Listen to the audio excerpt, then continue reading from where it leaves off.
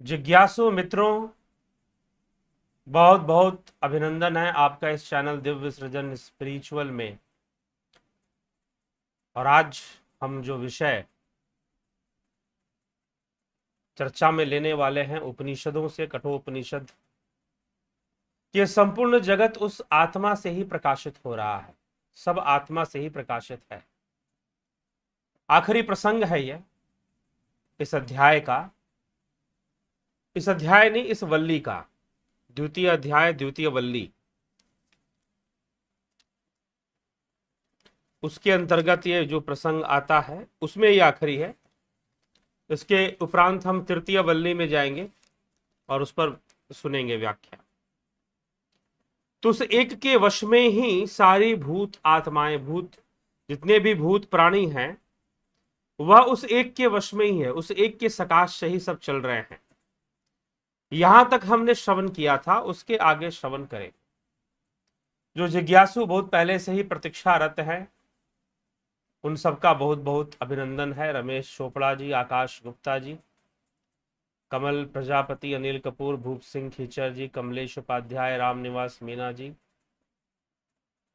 बलदव नाथ योगी, Harry धिंसा, अवनी भट्टाचार्य, सबका बहुत बहुत अभिनंदन है। गोपाल शर्मा जी। तो जिज्ञासुओं, हम देखें कि किस प्रकार से ये चीजें आगे बढ़ती हैं और आत्मा को समझाने में यमराज नचिकेता को कौन कौन सी बातें बताए, उन सब को हम समझने का प्रयास करें। तो फिर बता रहे हैं, तो जैसा कि पिछले व्याख्यान में भी आपने कल सुना होगा कि भाई उस एक के वश में ही सब कुछ है। चर्चा करते हुए कहा जा रहा है, नित्यो नित्यानाम चेतन चेतनाना मेको बहुनाम यो विदधाति कामान तमात्मस्थम ये अनुपश्यन्ति धीरा स्तेषाम शांति शाश्वती नेत्रेषाम। कि जो नित्यों का नित्य है, चेतनों का चेतन है, अकेला ही इन उस अपने अंदर रहने वाले को, आत्मा को, जो ज्ञानी पुरुष निरंतर देखते हैं उन्हीं को सदा अटल रहने वाली शांति प्राप्त होती है। अर्थात उनको शाश्वत शांति प्राप्त होती है। किसको? जो अपने भीतर उतरकर अपने ध्यान से, अपने योग मार्ग से निरंतर मार्ग पर चलते हुए जो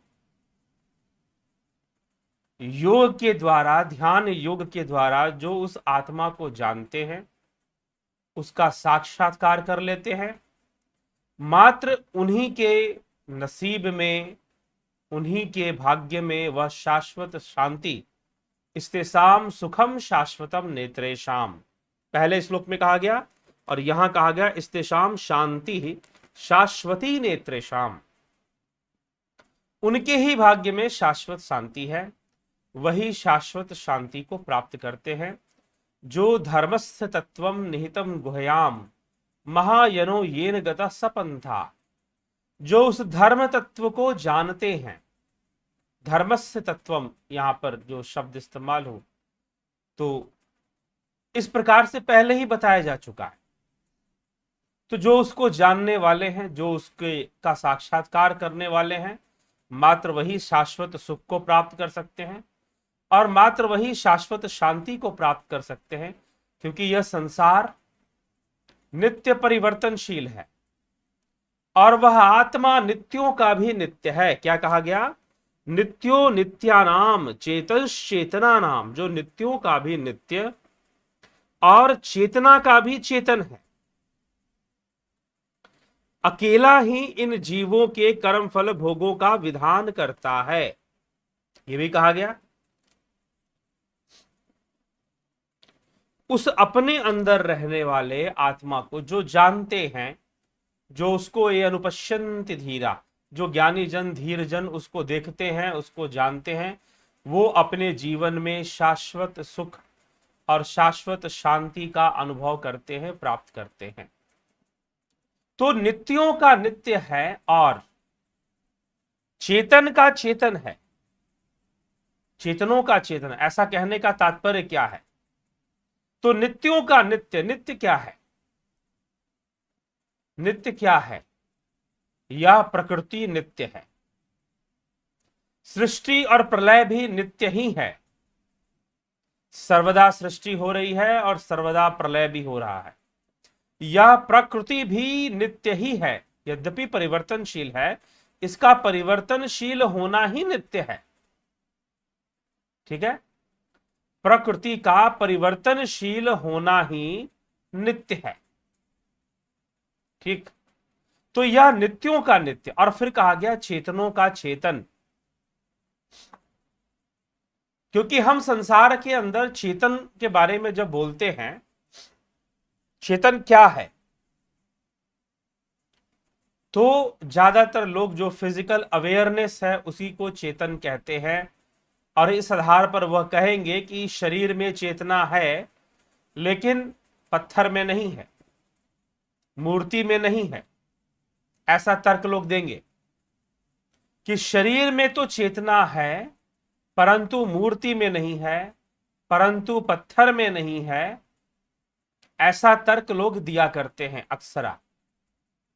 तो फिर वह चेतनों का भी चेतन कौन है जो सब में विराजमान है?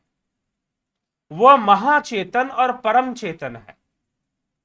इसीलिए यह संपूर्ण जगत का अस्तित्व ही उस चेतन, उस महाचेतन, उस परम चेतन पर निर्भर है।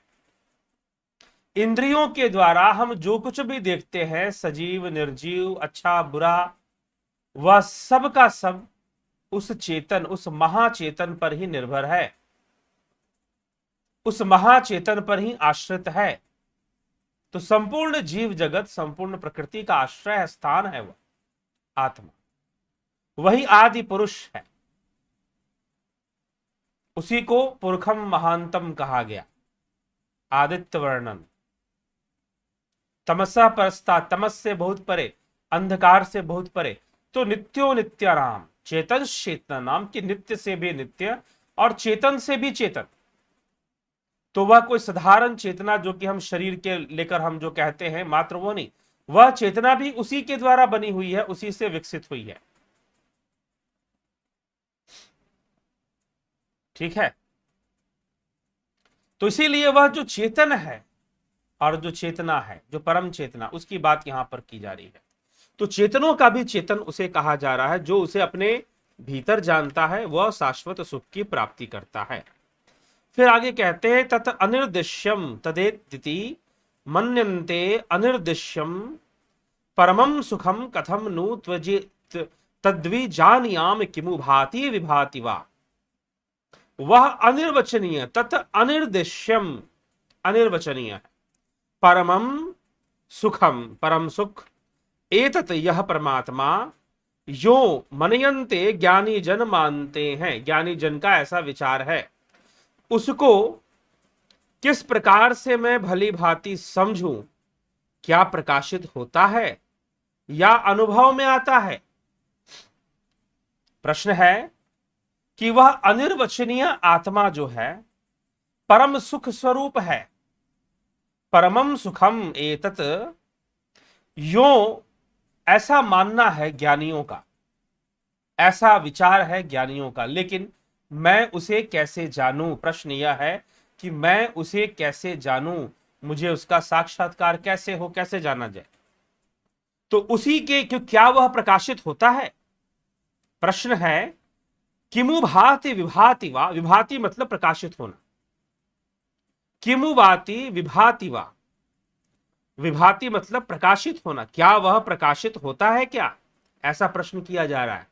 तो उत्तर दिया जा रहा है न तत्र सूर्यो भाति न चंद्र तारकम नेमा विदितो भांति कुतोयम अग्नि तमेव भांत मनुभाति सर्वम तस्य भाषा सर्वमिदं विभाति। न तत्र सूर्यो भाति न चंद्र तारकम नेमा विदितो भांति कुतोम अग्नि तमेव भांत मनुभाति सर्वम तस्य भाषा सर्वमिदं विभाति। वहां ना सूर्य का प्रकाश प्रकाशित होता है, ना चंद्रमा का प्रकाश प्रकाशित होता है, ना ही तारा समूह तारागणों का भी प्रकाश वहां पर नहीं होता है। फिर यह अग्नि कैसे प्रकाशित होती है? अग्नि का प्रकाश भी कहां से? उससे नहीं, स्वयं से नहीं, उसके प्रकाशित होने पर ही सर्वम, सब प्रकाशित होते हैं। उसी के प्रकाश से यह संपूर्ण जगत प्रकाशित है। उसके प्रकाशित होने पर ही सूर्य, चंद्रमा, तारे सभी प्रकाशित होते हैं। उसके बिना कहीं भी कोई प्रकाशित हो ही नहीं सकता। उसके सकाश से ही प्रकृति की संपूर्ण सृष्टि चलती है। उसके सकाश से ही प्रकृति का संपूर्ण कार्य चलता है। ठीक है,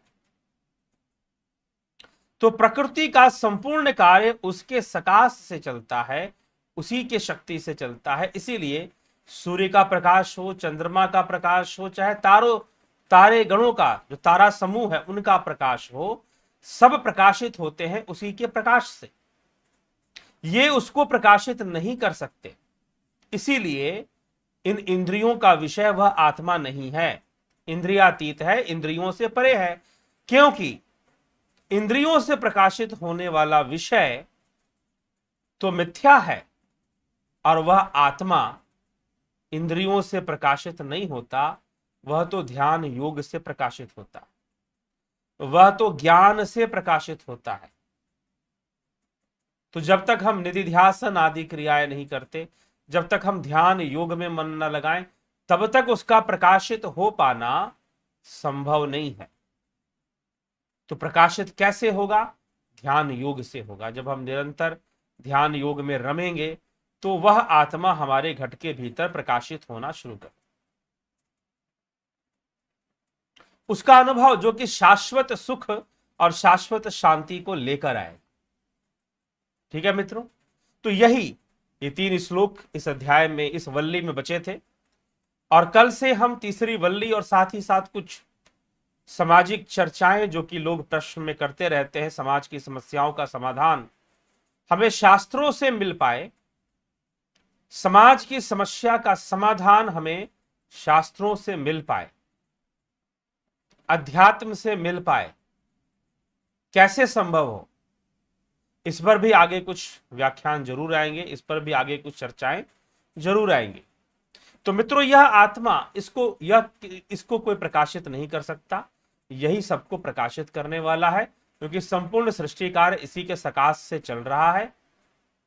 तो इसीलिए सब इससे प्रकाशित है। यह नित्यों का नित्य और चेतना का भी चेतना है, परम चेतना है।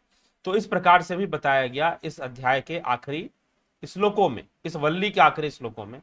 कल से दूसरे अध्याय के तीसरी वल्ली पर हम प्रारंभ करेंगे, और वह आखिरी अध्याय है कठोपनिषद का। चलिए, आप एक कमेंट और प्रश्नों पे भी चर्चा कर ले थोड़ा।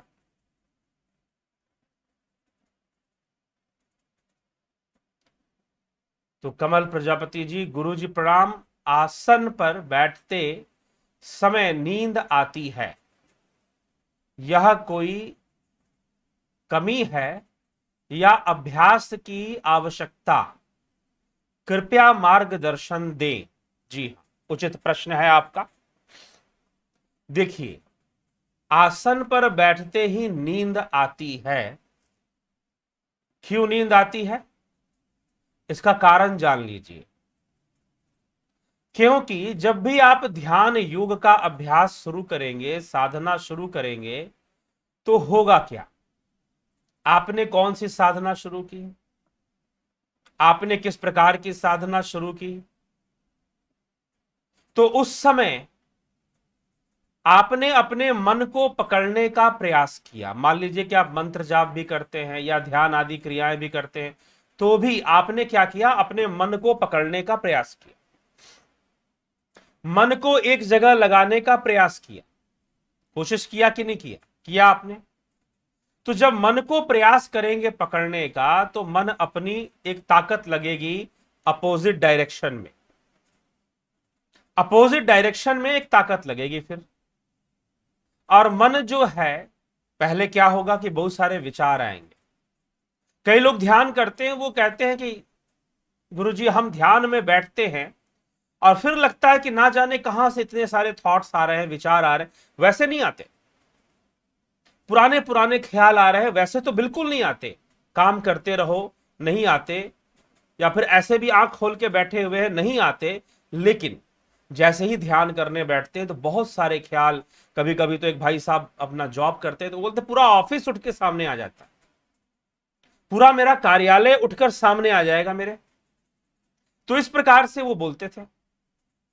तो मन, जहां पर भी मन की जो ताकत है वो काम, मन क्या चीज है, मन कितना शैतान और कितना ताकतवर है, यह पता ही तभी चलता है जब आदमी ध्यान योग के मार्ग पर चलता है। उसके पहले नहीं, उसके पहले तो मन के वशीभूत, मनमुखी होते हम। जैसा मन करता है वैसे ही। मन क्या चीज है, मन कितनी बड़ी ताकत है, ये पता ही तब चलेगा जब तुम ध्यान पर चलोगे, ध्यान के मार्ग पर आओगे। उसके पहले पता नहीं चले। चलो, विचार उचार आने शुरू हुए। कुछ कई बार बहुत नकारात्मक, नेगेटिव वे में भी रिएक्शंस आते हैं। नेचर का ही रिएक्शन है, माइंड के रूप में आ रहा है। फिर क्या होगा, मन के पास कई रास्ते हैं आपको ध्यान के ना लगे ध्यान। फिर आपको नींद भी आएगी। तो कई बार नेगेटिव इंपैक्ट भी हमारे ऊपर होते हैं, हमारी ऑरा भी अनक्लीन होती है कई बार, और नकारात्मक विचारों से भी हम घिरे होते हैं। और फिर जब मन देखेगा कि भाई यह व्यक्ति विचारों पर थोड़ा कंट्रोल कर लेता है, तो मन एक और हथियार आपके सामने इस्तेमाल करेगा, नींद का। कितना भी सोए हुए हो, अगर ध्यान में बैठोगे तो नींद आ जाएगी। नींद जरूर आ जाएगी ध्यान में बैठकर। तो यह मन की स्थिति है। मन इस प्रकार से काम करता है, वो एक रिएक्शन देगा। तो नींद आपको आती है तो ऐसा नहीं कि आपको ही आती है। आज तक जितने भी साधक हुए वो सब इस स्टेजों से गुजरते हैं, वो सब इन स्टेजों से गुजरते हैं। नींद उनको भी आती थी। अर्जुन जैसा धनुर्धर जिसकी एकाग्रता कितनी तीव्र है कि शब्द भेदी बाण चलाना जानता था, अंधेरे में आंखों पर पट्टी बांधकर अभ्यास करता था वो। लेकिन जब भगवान कृष्ण ने गीता में कहा कि अपने मन को लगा, अपनी बुद्धि को, मन को मुझ में लगा, अर्जुन कहता है चंचलम ही मना कृष्ण प्रमाथि बलवदृढ़ तस्याहम निग्रहे मन्ने वायुरीव सुदुष्करम। कि हे कृष्ण, मन बहुत ही चंचल है। चंचलम ही मना, कृष्ण प्रमाथि बलवदृढ़, बड़ा प्रमाथी है, बड़ा बलवान है। बलवदृढ़ तस्याहम निग्रहे मन्ने, इसका निग्रह करना तो वायु को पकड़ने के समान है। जैसे वायु को बांधने का काम हो, ऐसा इसका निग्रह करना है। मुझसे संभव नहीं हो रहा। भगवान कृष्ण ने कहा अभ्यासेन तु कौन्तेय वैराग्येन च गृह्यते असंशयम महाबाहो मनो दुर्निग्रहम चलम। इसमें कोई संशय नहीं है महाबाहो कि मन निश्चय रूप से ही चंचल है। परंतु क्या है, मन तो चंचल है, लेकिन अभ्यास और वैराग्य का सहारा लेना पड़े। प्रैक्टिस करते करते ही चीजें, मन की कमजोरी है, अभ्यास से ही वो रास्ता अपना ट्रैक चेंज करेगा, नहीं तो नहीं। फिर यही मन साधना में सहायक बनेगा। लेकिन नींद आना यह मन की एक चाल है। वह करेगा ये सब, वो ले आएगा, नींद को ले आएगा, कभी कोई समस्या ले आएगा, कभी कोई समस्या ले आएगा। आपको डटे रहना है, आपको बने रहना है, आपको करते जाना है। आपका लक्ष्य यह होना चाहिए। और वैसे भी देखो तो कोई काम सीखने में हमें समय लगता है। मान लीजिए आपको साइकिल सीखना है, साइकिल चलाना। बचपन में लोग साइकिल जो चला पाते हैं वही आगे बढ़कर बाइक वाइक, फोर व्हीलर वगैरह अच्छे से चला पाते हैं। ड्राइविंग सेंस उनका अच्छा डेवलप होता है। तो साइकिल चलाना क्या है, आप सीखते हैं, बच्चे सीखते हैं लगभग 7 साल या 8, 9, 10 साल की उम्र, 10 साल की उम्र में ज्यादातर लोग सीखते हैं। तो साइकिल चलाना बच्चे सीखना शुरू कर देते हैं, और जब साइकिल चलाना सीखते हैं तो गिरते हैं। और अगर कोई ये सोचे कि भाई मैं तो गिर रहा हूं, अब नहीं सीखूंगा, मैं अब नहीं करूंगा, तो ये कोई विकल्प नहीं है। ये कोई विकल्प नहीं है। अगर उसे साइकिल का लाभ उठाना है तो उसे सीखना ही पड़ेगा। गिरने के बाद भी उसे गिर गया, चोट लग गई, 2 दिन नहीं चलाएगा, लेकिन तीसरे दिन फिर उसे साइकिल पकड़कर चलाना। सब चलाते हैं भाई, वो क्यों नहीं चला सकता?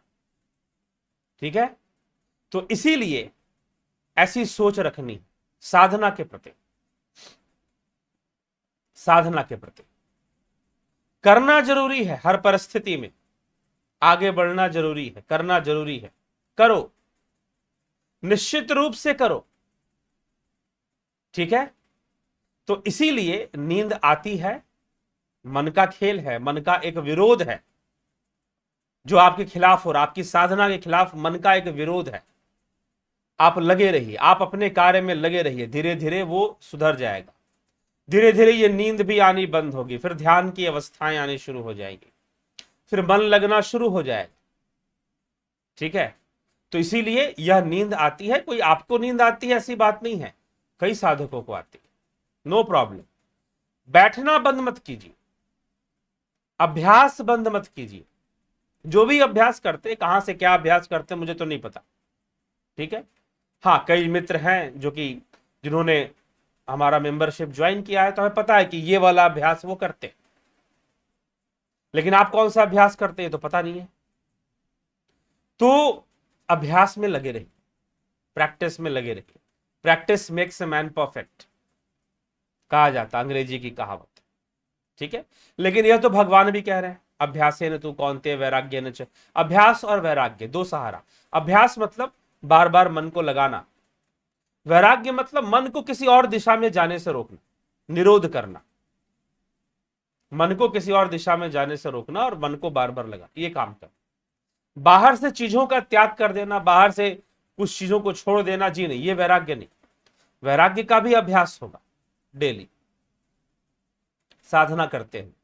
तो इसीलिए इस बात को समझें और अभ्यासी बने। करते करते ही होगा, फिर तो आदत पड़ जाएगी। जब आदत पड़ जाएगी तो समझो प्रेम हो गया। जब ध्यान करने की आदत पड़ जाए तो समझो कि प्रेम हो गया, अब तो बिना किए रहा ही नहीं जाएगा फिर। ठीक है जी, जैसे भोजन के बिना नहीं रह सकते। भोजन करना क्या है, एक बात बताओ मुझे, क्या है भोजन करना? एक आदत है। आहार, निद्रा, भय, मैथुन क्या है? हैबिट। वैज्ञानिकों का एक समूह है यूरोप के अंदर जो यही मानता है कि भोजन करना बस आदमी की एक आदत है, अगर वो चाहे तो बिना खाए सारी जिंदगी रह सकता है। वो दूसरे कई तरीके हैं जिससे कि वो न्यूट्रिशन ले सकता, ऐसा उनका मानना है। एक विचारधारा है ऐसी भी। चलो वो आज ऐसा सोच रहे हैं, लेकिन हमारे योगियों ने तो बहुत पहले ही यह प्रमाणित किया। ठीक है, हाँ, लेकिन ऐसा प्रैक्टिकल अनजाने में नहीं करना चाहिए। ये तो उनकी एक विचारधारा है, सोच है। वो खुद भी भोजन कर कर ही जीवित हैं, लेकिन उनकी विचारधारा है कि ऐसा भी हो सकता है, तो वो एक हैबिट मानते हैं। भोजन करना वास्तव में ये वृत्तियां ही तो है, आहार, निद्रा, भय, मैथुन, ये वृत्तियां हैं। इन वृत्तियों में आसक्ति है, और आसक्ति होने के कारण बंधन है, और उस बंधन के कारण ही हम ये सारे कर्म करते हैं और हमको लगता है कि इसी में आनंद है। जी नहीं, इसमें कोई आनंद नहीं, विवशता है, मजबूरी है कि हमें भोजन करना है, हम विवश हैं। हमको एक एक दृष्टिकोण से देखिए। अभी पीछे में किसी मित्र से मिला था, तो उनकी एक समस्या, उनके परिवार के लोगों ने संपर्क किया कि आप कुछ बता सकते हैं, कुछ ग्रहों को देखकर या कुछ ऐसा बता सकते हैं जिससे कि इस व्यक्ति को शांति मिले। कम उम्र, छोटी उम्र, कोई बहुत बड़ी उम्र भी नहीं, कैंसर हो गया गले का। अब सोचो कि आप कितने बड़े गुलाम हो। एक ही रास्ता है भोजन जानने का, दो मुंह नहीं है, और प्रॉब्लम आ गई उसमें भी। जब हम मजेदार चीजें खाते ना, खूब स्वादिष्ट भोजन, खूब मजे ले रहे हैं, एड में दिखाया जाता है खूब खाओ और हाजमोला से पचा लो। आप देखते हैं ना कितना अट्रैक्टिव वे में एड बनाए जाते हैं, मसालों के ऐड आते हैं, एमडीएच, एवरेस्ट, क्या क्या ऐड आते हैं। और हम अपने मन मर्जी का भोजन कर कर सोचते हैं कि हम अपनी मन मर्जी की जिंदगी जी रहे। सच्चाई यह है कि शरीर एक कारागार है। थोड़ी सी समस्या क्या हो गई, खाना पीना सब बंद, दूसरा कोई रास्ता नहीं कि अंदर डाल सको भोजन और स्वाद का आनंद उठा सको। डॉक्टरों ने क्या किया, यहां पर छेद किया गले में, एक पाइप, फूड पाइप डाला, बेचारे को शरीर चलता रहे इसलिए भोजन वहां से डाला जा रहा है, लिक्विड फूड। ये स्थिति। फिर तुम फंस जाते हो निद्रा में, मैथुन में। तुम्हें लगता है तो प्रकृति की कितनी बड़ी व्यवस्था है, कितना यह प्रकृति जो है ना, जैसे किसी आदमी को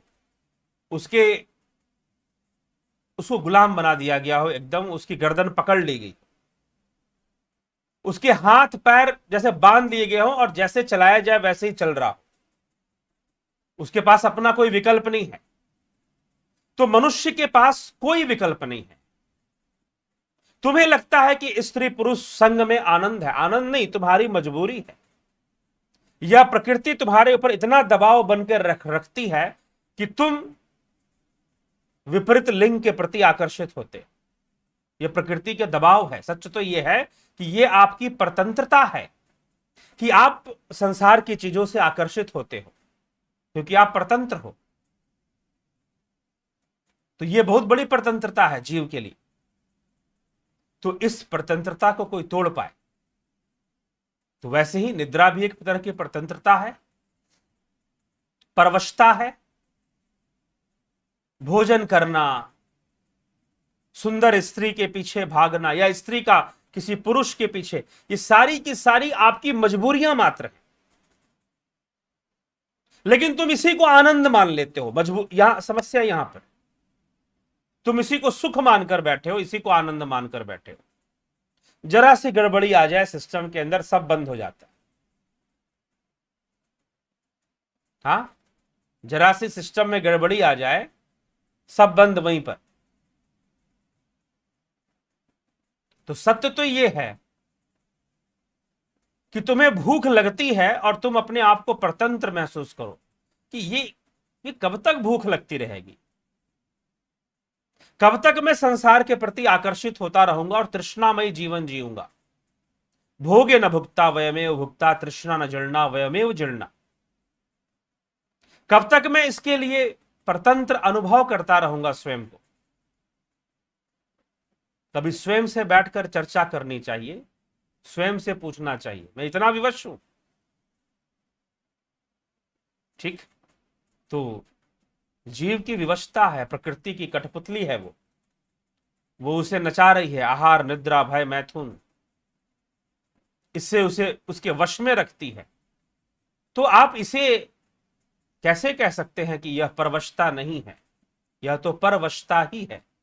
योग का जब मार्ग होगा तो स्वतंत्रता शुरू होगी, स्वतंत्रता की असली लड़ाई शुरू होगी, वास्तविक स्वतंत्रता संग्राम शुरू होता है।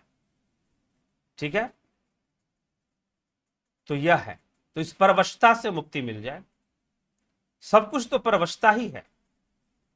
तो यह हमें सोचना पड़ेगा, विचार करना पड़ेगा। उसको तोड़ने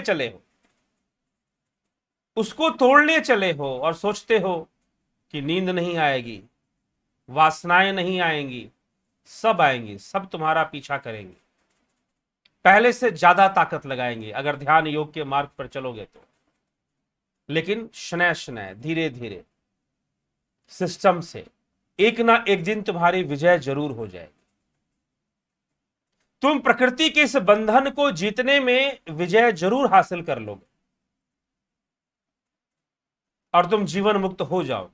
बाधाएं तो आएंगी, जब मंथन करोगे तो पहले तो विष ही निकलेगा, सत्य है। लेकिन चलना पड़ेगा, जो चलता है वो बहुत कुछ प्राप्त करता है। तो अभ्यासरत रहना पड़ेगा, अभ्यासी बनना पड़ेगा। और बहुत गंभीर होकर भी नहीं, अपनी एक प्रैक्टिस में ले आओ कि डेली बैठना ही है, एक वृत्ति बन जाए डेली बैठना, नहीं तो चलते फिरते भी ध्यान मग्न रहने के प्रयास करो। जो लोग हमारे पूरा अटेंड करते हैं जुपिटर सन मेंबरशिप दोनों, चलित ध्यान कैसे करते हैं, चलते फिरते भी ध्यान में रहना, उसके ऊपर भी बताया जाता है। तो चलते फिरते हमेशा ऐसी अवस्था में सहज बना लो, जैसे आपके लिए खाना पीना है, जैसे आपके लिए सोना जागना है, वैसे ही ध्यान करना हो जाए।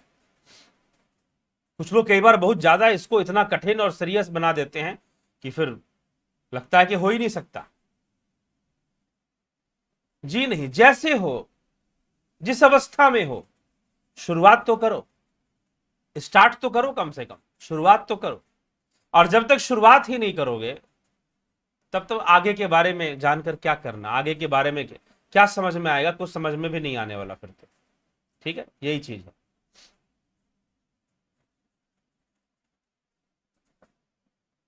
ब्रह्म का प्रतिबिंब यानी चिदाभास और चिदाभास की छाया यानी मन, जीव या चित्त कहलाया।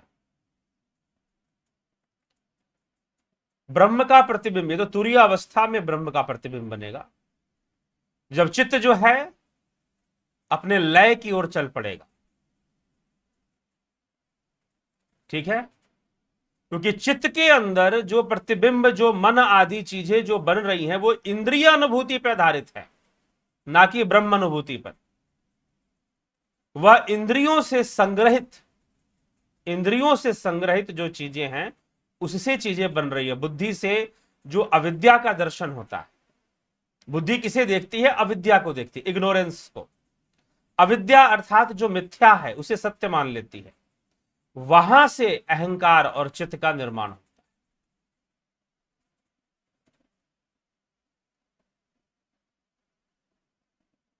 क्या प्रकृति के 3 गुण स्वयं ब्रह्मा विष्णु महेश है? जी हां, उनका मानवीकरण करके ऐसा कहा जाता है, लेकिन गुण तो गुण है, गुण हर जगह है, हर वस्तु में है, प्रत्येक वस्तु में 3 गुण है।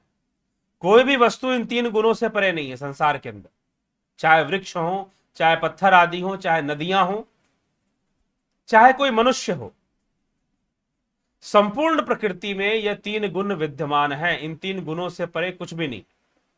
ठीक, तो ब्रह्मा विष्णु महेश कहा जाता है, ऐसा एक परिकल्पना है कि ब्रह्मा जी रजोगुण के प्रतीक, शिव तमो और विष्णु सतोगुण, इस एक परिकल्पना मात्र है ये। ठीक है, इसको ऐसे ही समझे, लेकिन उनमें भी अपने अपने 3 गुण हैं। शिव के अंदर भी सतोगुण है, जब वो माता पार्वती को ज्ञान देते हैं तो सतोगुण, क्योंकि सतोगुण ज्ञान का कारक है, तमोगुण भोग का, स्थिरता का कारक है, अकर्मण्यता का कारक है, और रजोगुण कर्म का कारक है। ठीक, सतोगुण ज्ञान का, रजोगुण कर्म का, और तमोगुण स्थिरता का, इनर्शिया जिसको हम बोलते हैं, इनर्शिया स्थिति का कारक है। स्थिति का कारक तमोगुण। किसी भी वस्तु की स्थिति तमोगुण से बनी है, ध्यान रखिएगा। किसी भी वस्तु की अगर स्थिति बनी हुई है तो वो तमोगुण के कारण बनी हुई है। तो स्थिति तमोगुण से स्थिति बनती है, तो ये बात ध्यान रखिएगा। तो भगवान विष्णु अगर किसी का पालन पोषण भी करते हैं तो वो भी इन 3 गुणों के वशीभूत है। तो ये कह देना कि मात्र वो सतोगुण के कारक हैं, तो फिर पालन हारे कैसे है? वो पालन कैसे करते हैं फिर? क्योंकि पालना में तो स्थिति को बना के रखना पड़ता है, और स्थिति में रहना ये तमोगुण है, इनर्शिया जिसे हम कहते हैं अंग्रेजी में। इनर्शिया मतलब कोई भी वस्तु अपने आप को अपनी स्थिति में बनाए रखना चाहती है। न्यूटन थर्ड लॉ भी इसको कहा जाता है। तो जो वस्तु चलायमान है वो अपने आप को चलायमान रखना चाहेगी, जो रुकी हुई है वो अपने आप को स्थिर रखना चाहेगी, तो अपनी स्थिति को बनाए रखना चाहती, यही तमोगुण है। जैसे हमारे कई मंत्री जी, नेताजी लोग नहीं चाहते कि उनका पद छूटे, और उसके लिए जितना भी खेला खेलना है, आजकल आप न्यूज में खूब खेला खेला सुनते होंगे, तो उसके लिए जितना भी खेला खेलना है वो लोग खेलते हैं। तो यह जो स्थिति है कि हमें अपना बना के रखना है, या वो तमोगुण है। तमोगुण भोग का कभी कारक, भोग नहीं, स्थिति और भोग दोनों उसी में आ जाते हैं। भोग तभी संभव है जब स्थिति होगी। तो तमोगुण स्थिति या कारक है। तो शिव के अंदर भी तीनों गुण है, विष्णु के अंदर भी तीनों गुण है, और ब्रह्मा के अंदर भी तीनों गुण है। ब्रह्मा जी ने जो प्रथम सृष्टि की वो सतोगुण के वशीभूत की, फिर उन्होंने रजोगुण अहंकार के वशीभूत प्रजापति दक्ष को जन्म दिया था, रजोगुण के वशीभूत। ठीक है, तो ये चीज है। कलयुग में तमोगुण के वशीभूत सृष्टि होती है। तो इस प्रकार से, तो ऐसा नहीं कि विष्णु जी के अंदर तीनों गुण ना है या ब्रह्मा के अंदर तीनों गुण नहीं। हाँ, कुछ विद्वानों की या कुछ कथाकारों की ऐसी परिकल्पना है, कुछ संस्थाओं की भी ऐसी परिकल्पना है। ठीक है, बस। लेकिन इन तीन गुणों से परे संसार का एक तिनका भी नहीं है, ध्यान रखिएगा। सबके अंदर ये तीन गुण विद्यमान।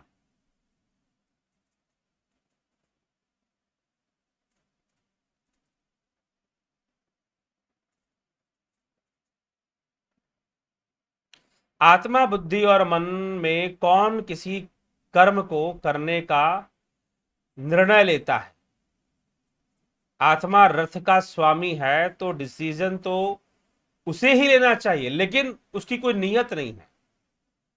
क्यों नियत नहीं है? क्योंकि रथ की जो गति है, रथ की जो दिशा है वो बिगड़ी हुई है, अनियंत्रित है। इसलिए आत्मा को अनइंटेंशनल कहते हैं, नो इंटेंशन। क्योंकि सारथी, बुद्धि रूपी सारथी आत्मा की ओर नहीं देखता, वो बाहर देख रहा है, वह घोड़ों की ओर देख रहा है। घोड़े इंद्रियां हैं। ठीक है, इसलिए बुद्धि को कहा गया बुद्धि अविद्या देखती है। बुद्धि अविद्या देखती है, उसी अविद्या से अहंकार की उत्पत्ति होती है। ठीक है, तो कंट्रोल आत्मा के हाथ में होना चाहिए, ये आपको लाना पड़ेगा। इसलिए तो आपको ध्यान योग करने की जरूरत है। ध्यान योग की आवश्यकता क्यों है? इसीलिए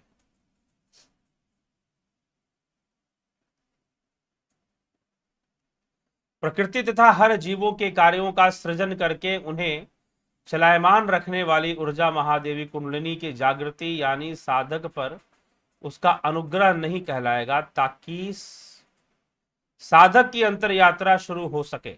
जी हां, अदामीय क्या पार ब्रह्म का प्रथम रूप नारायण है, मान सकते हैं। शिव महापुराण के अनुसार पंचानन शिव हैं। ठीक है, तो इसीलिए इसके लिए मत लड़िए कि प्रथम रूप कौन है। उपनिषद इसकी चर्चा ही नहीं करते। उपनिषद बताने में लगे हैं कि कैसे भी उस आत्मा तक पहुंचिए, और आप अपने निधि ध्यासन से भीतर में अंतर्मुखी होकर ही आप पहुंचेंगे। अंतर्मुखी होकर ही आप पहुंचेंगे। ठीक है,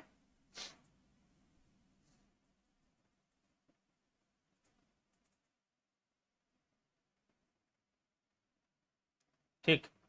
गुरुजी, मन विरोध करता है, प्रतिक्रिया करता है इत्यादि, मगर यह सब विरोध वह प्रतिक्रिया मन किसकी करता है? नवीन वृत्ति की करता है। जो आपने एक नई वृत्ति प्रारंभ की है कि आपको ध्यान करना, वह उसका विरोध करता है। वह चेतना का विरोध करता है कि चेतना ऊर्ध्वगामी ना हो। क्योंकि वास्तव में मन विरोध करता है। क्यों करता है मन विरोध? इसलिए विरोध करता है क्योंकि मन को उस कार्य का अभ्यास नहीं है। जब मन अभ्यस्त हो जाएगा, क्यों बताया भगवान कृष्ण ने, क्यों कहा कि अभ्यासेन तु कौन्तेय वैराग्येन च गृह्यते। जब वह अभ्यस्त हो जाएगा तो फिर विरोध नहीं करेगा। तो मन ही सहायक है। इसलिए कहा गया कि प्रकृति बाधा भी है, प्रकृति सहायक भी है। तो मन बाधा भी है, मन सहायक भी है। तो मन उस नई वृत्ति का विरोध करता, वो मात्र ध्यान की नहीं, वो हर नई वृत्ति का विरोध करता, हर नई चीज का विरोध करता। अभी पीछे कुछ ऐसी एक घटना घटी। एक परिवार था जो कि बड़े दिक्कत में रहता था, बड़े किल्लत में अपना जीवन जी रहा था। छोटा सा बहुत घर, 2 कमरे का, और वो भी बहुत ढलने वाला, मतलब कि दीवारें और छतें खराब हो रही थी घर की। माता पिता ने बहुत पढ़ाया लिखाया बच्चों को, एक बेटी एक बेटा, पढ़ाया लिखाया। बेटी ने नौकरी करना शुरू कर दिया, इंजीनियरिंग की पढ़ाई कर ली, कैसे भी पढ़ने में अच्छी थी, और अच्छी नौकरी मिल गई, अच्छा पैसा आ गया। और फिर उन्होंने एक बड़ा सा फ्लैट ले लिया, घर ले लिया, 3 BHK, 3 BHK फ्लैट ले लिया लड़की की कमाई से, और वहां जाकर रहने लगे। चलो जी ठीक है, रहने लगे। और फिर एक दिन ऐसे ही मिलना हुआ, बातचीत हुआ। मैंने पूछा कि अब कैसा लगता है वहां पर, तो बड़ा अच्छा होगा, बड़ा बड़ा खुला खुला। कि जी हाँ, खुला खुला तो है, लेकिन मन नहीं लगता वहां। मन तो 30 साल से एक जगह पर, वो छोटे से घर में, छोटे छोटे 2 कमरे, उसमें 30 वर्षों से हम रह रहे थे। और अब यहां आ गए, बड़ा बड़ा है, खुला खुला है, लेकिन फिर भी मन नहीं लगता। बार बार उस अपने छोटे घर की बार बार याद आती। कभी कभी महसूस होता है कि शायद वहां ज्यादा बेहतर थे। तो मन है। मैंने कहा कुछ दिन और रह लोगे, 2-3 साल बीत जाएंगे, यहां भी मन लगने लगेगा। मन है भैया। तो ये मन की चीज है, ट्रैक पे लाना पड़ता है उसको, प्रैक्टिस के थ्रू, अभ्यास। इसीलिए अभ्यास का महत्व बताया गया।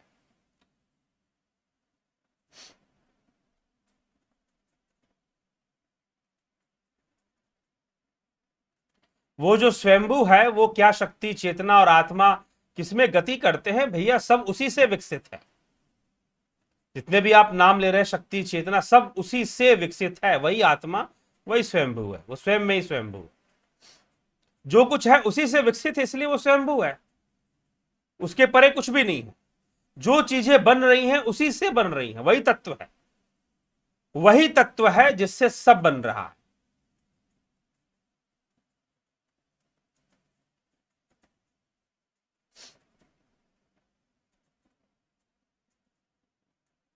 आध्यात्मिकता से परिपूर्ण व्यक्ति पवित्र एवं साहसी होता है, जो अपनी जिंदगी में सभी चुनौतियों को आसानी से प्राप्त कर लेता, खुद पर जीत हासिल कर लेता। वो व्यक्ति दुनिया का कोई भी काम कर सकता है, जी हाँ, लेकिन उनकी दुनिया के बहुत सारे काम करने की वासनाएं वो पाल कर नहीं बैठता। यह भी एक सच्चाई है।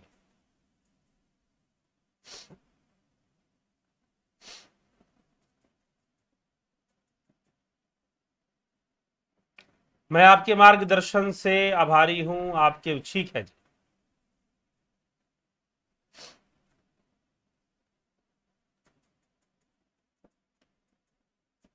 मैथुन के सम्मोहन से तो मुक्ति मिल सकती है, लेकिन जब तक शरीर है, आहार, निद्रा और भय का उपभोग का सम्यकता से उपभोग लेना उचित नहीं है। सब पर सबसे विजय मिल सकता है, वो स्तर आने की आवश्यकता है, उस लेवल पर पहुंचने की जरूरत है, निरंतर अभ्यास करते करते। जन्म लग सकते हैं, लेकिन हो जाएगा। और शरीर में जो है, इन पर विजय प्राप्त करना, इनका त्याग नहीं होता, इनका नियंत्रण होता है।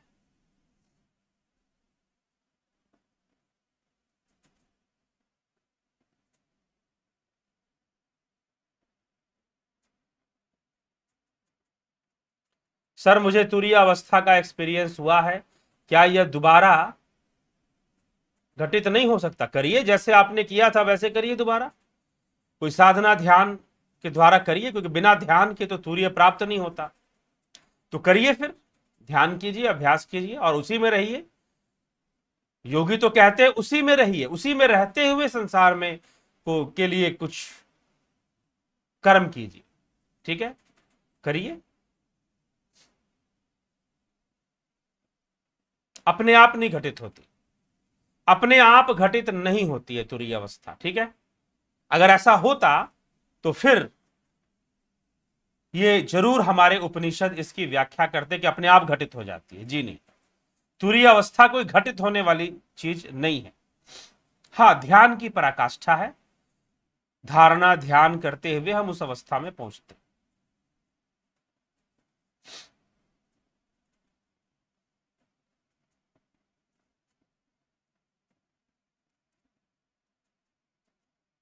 तत्सत।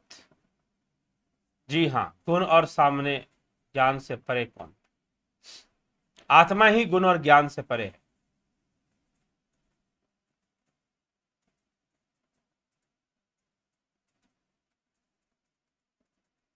क्या कर्तव्य कर्मों के पालन हेतु व्यवसाय तथा नौकरी को पकड़े रहना भी तमोगुण के वशीभूत होना है?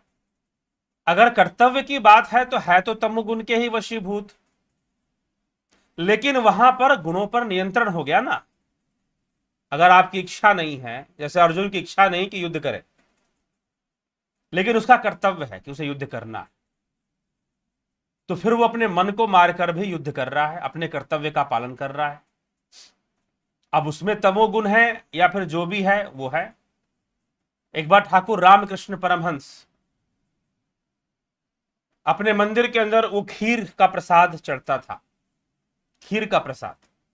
अब उन्हें खीर बहुत पसंद थी, वो झगड़ा कर कर लोगों से खीर खीर लेकर खाते थे और सबसे ज्यादा खाया करते थे। मीठे के प्रति इतनी आसक्ति देखकर नरेंद्र नाथ दत्त स्वामी विवेकानंद, उन्होंने प्रश्न कर दिया कि ठाकुर आपको तो मीठे से बड़ी आसक्ति। मैं देखता हूं कभी कभी आप खीर खाते हैं और कभी कभी आप अनावश्यक क्रोध भी करते हैं।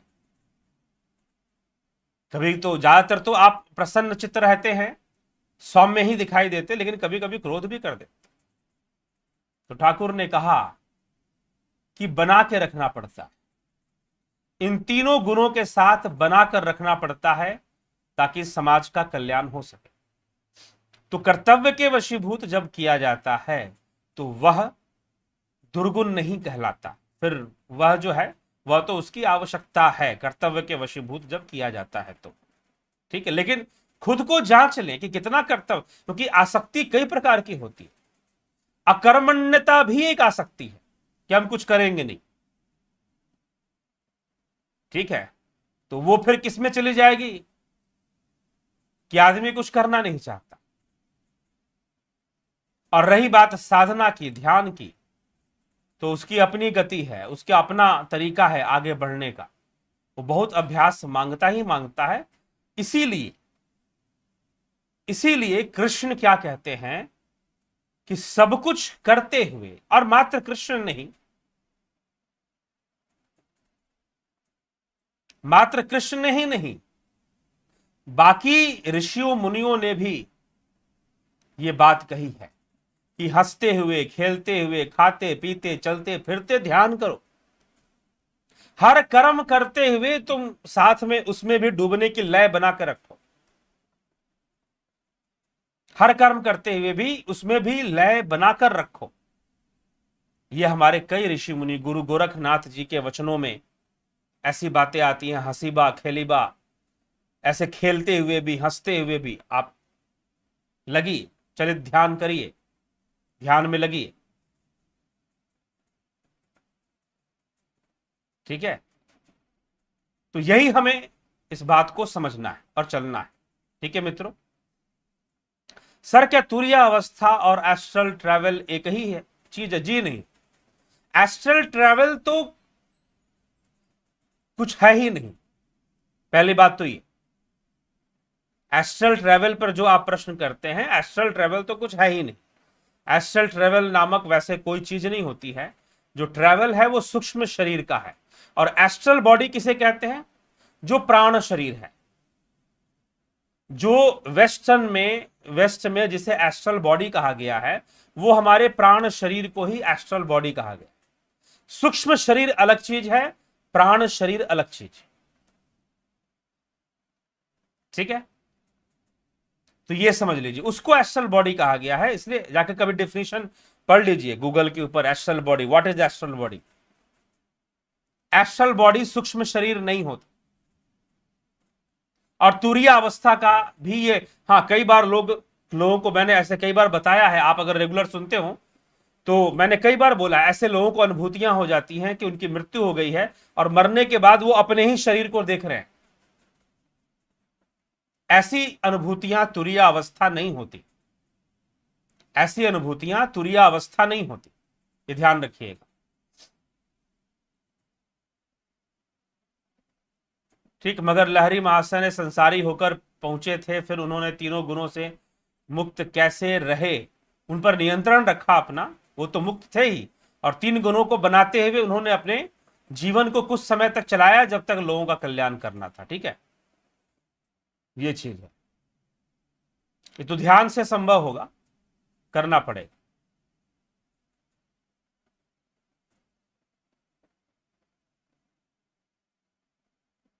मुझे तो ध्यान का अनुभव है, यह तो एक साक्षी भाव की अवस्था है।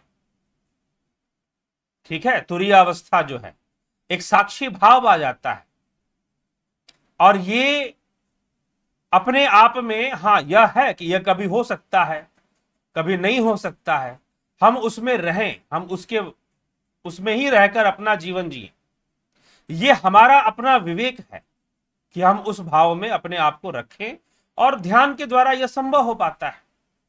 तो इसका कोई एक्सपीरियंस बताना कोई यह चमत्कारी एक्सपीरियंस नहीं है। इसका आप मेरा वीडियो सुन लीजिए, तुरीय अवस्था में बताया हुआ है, आप उसको सुनिए, वही उसका अनुभव है। क्योंकि आप कुछ ऐसा समझना चाहते हैं कि मैं कहूं कि भाई कलकत्ते का रसगुल्ला मैंने खाया, बड़ा स्वादिष्ट था, आपको स्वाद आ रहा है क्या? मेरे कहने से स्वाद आ रहा है, तो मेरे कहने से आपको स्वाद नहीं आ रहा है, सच्चाई तो यह है, तो फिर पूछो ही मत, रास्ता पूछो, रास्ता।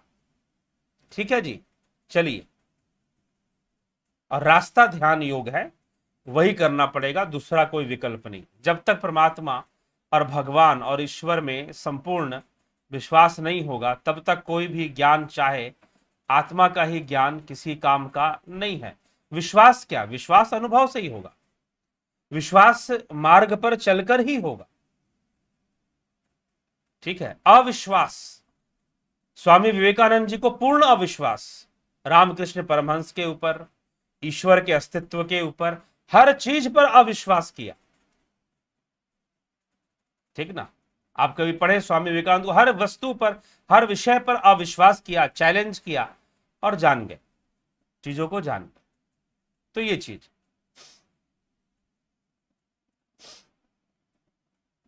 ठीक है, तो चलिए मित्र, यही चीज है। प्राण शरीर तो सूक्ष्म शरीर का एक कोश है, फिर उससे सूक्ष्म सफर कैसे होता? मैंने तो अभी मना कर दिया ना, नहीं होता। ठीक है, एस्ट्रल ट्रैवल कुछ नहीं है, वो एक मेंटल प्रोजेक्शन है, एक साइकोलॉजिकल प्रोजेक्शन मात्र है, एक कॉन्सेंट्रेशन के साथ कुछ इस तरह की चीजें की, क्योंकि astral body is different thing और सूक्ष्म शरीर डिफरेंट है। एस्ट्रल बॉडी अलग चीज है, सूक्ष्म शरीर अलग चीज है, ये इसको समझ लेना। ठीक, चलिए, तो इसी के साथ मित्रों यहां पर विराम देंगे, विचारों को, समय हो चुका है काफी, और कल भी व्याख्यान चलेंगे, आगे भी आपको मिलते ही रहेंगे। सामाजिक विषयों पर भी कई चर्चाएं चलेंगी धीरे धीरे। कई लोग सामाजिक विषयों पे ही प्रश्न करते हैं, ऐसे नहीं तो अलग से भी प्रश्न करते हैं, तो उनको भी। और देखिए, एक बात मैं आपसे कहना चाहूंगा, आप प्रश्न कीजिए अगर आपकी आवश्यकता है, प्रश्न इसलिए मत कीजिए कि आपको प्रश्न करना है। कई बार मुझे कई लोगों के प्रश्न इसी तरह से प्रतीत होते हैं कि भाई उसको प्रश्न करना है इसलिए प्रश्न कर रहा है, उसकी आवश्यकता है प्रश्न करना, ऐसा लगता नहीं। आपके प्रश्न के प्रकृति से पता चल जाता है। ठीक है, तो बस यही मैं एक बात आपको कहूंगा। दूसरी बात कि जो लोग फोन करते हैं, वो फोन बिना मैसेज किए, या तो आप टेक्स्ट मैसेज कर दीजिए, एसएमएस कर दीजिए, अपना परिचय दीजिए, व्हाट्सएप कर दीजिए, टेलीग्राम कर दीजिए, बता दीजिए कि आप कौन हैं, कहां से। नहीं तो ज्यादातर फोन नहीं उठाए जाते अगर वह किसी अनजान नंबर से आते हैं तो। ठीक है, क्योंकि कई बार लोग बहुत समय भी बर्बाद करते हैं, फोन कर कर, काम की बात करना नहीं है, कुछ और ही उनको बात करनी है। तो इसीलिए फोन जो लोग करते हैं वो निश्चय ही पहले एक बार सूचित करें कि वह क्या चर्चा करना चाहते हैं, क्या बात करना चाहते हैं, यह आपको, फिर आप तभी आप बात करिए, बताकर ही। ऐसे ही कभी भी किसी समय आप फोन करेंगे तो आपका फोन संभवतः रिसीव, कई लोगों का रिसीव नहीं भी होता, कई लोगों का हो भी जाता है। तो हो गया तो हो गया, नहीं हुआ तो नहीं हुआ, ठीक है। और अचानक से कोई चीजें नहीं हो जाती हैं, मिलजुल कर सोच समझ कर ही कोई चीजें संभव हो पाती। तो चलिए, तो इसीलिए जब तक परिचय नहीं रहेगा तो फिर वो बड़ा मुश्किल होता है, दिक्कत होती है। और फिर कोई भाई साहब आ गए और फिर क्या विषय पे उनको चर्चा करना है, कोई विषय कुछ और, तो ऐसे कई बार लोग फोन कर देते हैं। तो इसीलिए ये थोड़ी सी इसमें और कड़ाई बरती जा रही है आजकल। तो आप फोन करते रहेंगे, फोन रिसीव नहीं होने वाला, ये ध्यान रखिएगा। तो इसलिए सोच समझ कर अपना परिचय दे दें, टेक्स्ट एसएमएस कर दें, व्हाट्सएप मैसेज कर दें, टेलीग्राम। जब आप फोन कर रहे हैं तो निश्चय ही एसएमएस की सुविधा आपके पास है। आप व्हाट्सएप नहीं करते हैं या फिर आप टेलीग्राम नहीं करते हैं, एसएमएस तो कर ही सकते हैं। तो कर कर ही, अगर नहीं उठा तो फिर नहीं उठा, अगर उठ गया तो उठ गया। और समय लेकर फोन करना ज्यादा सही रहता है, तो हम पूरा समय भी देते हैं। तो इसी के साथ मित्रों विराम देंगे, और जो कोर्स आदि कर कर लाभ उठाना चाहते हैं, कई लोग लाभ उठा रहे हैं, आप भी लाभान्वित हो, ठीक है। बहुत बहुत आभार आप सभी का।